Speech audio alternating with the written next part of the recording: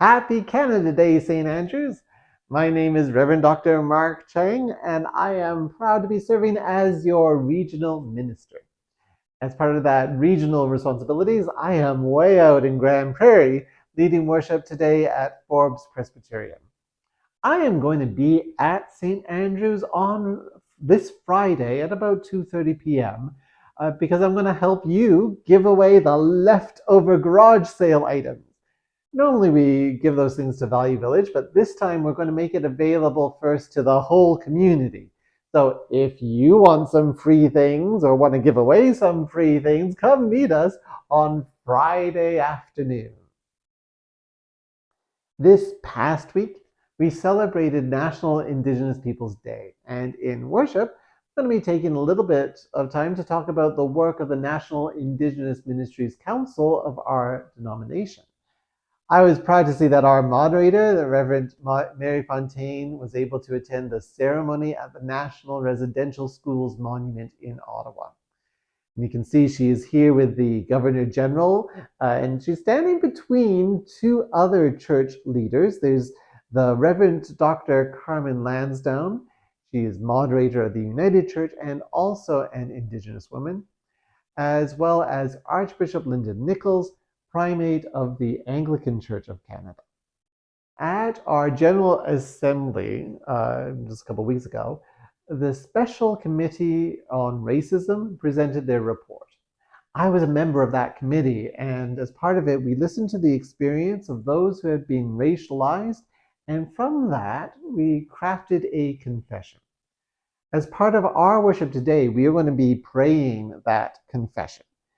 For some, it might be a bit confusing, so I want to give a little bit of an explanation. There was a question on the floor of General Assembly of why should I confess if I haven't done anything racist? Well, there's two good reasons. First, as part of our tradition, it is right and appropriate for an individual to make a confession on behalf of the whole.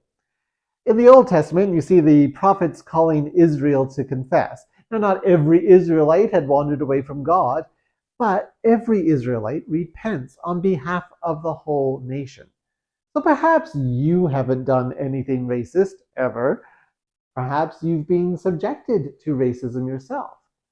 But even still, on behalf of the Church of God to which we belong, we confess. Secondly, we confess because we probably are racist. If you grew up in Western culture, you were raised in a system of white supremacy. You and I participate in that system. And if you look white like me, you have benefited from it. It doesn't matter if I did anything intentionally racist, because I have no doubt I have unintentionally harmed people. We are called to be anti-racist, to repent and oppose racism actively. So this confession is one step in that transformational process of changing our whole society.